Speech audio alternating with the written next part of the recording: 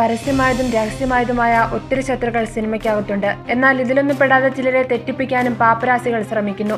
ദിലീപിന് നേരെയുള്ള social media ആക്രമണത്തിൽ പലരെയും ശത്രുക്കളായി പ്രഖ്യാപിക്കുകയാണ് പാപ്പരാസികൾ.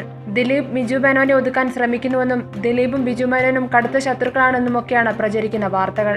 സഹികെട്ട ബിജു മേനോൻ ആദ്യമായി വാർത്തകളോട് പ്രതികരിക്കുന്നു.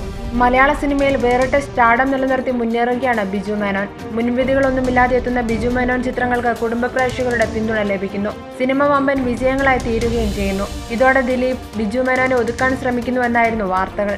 ഔദ്യോഗിക മാത്രമല്ല, ഇരുവരും തമ്മിൽ ചില വ്യക്തിപരമായ പ്രശ്നങ്ങളും ഉണ്ടത്രേ.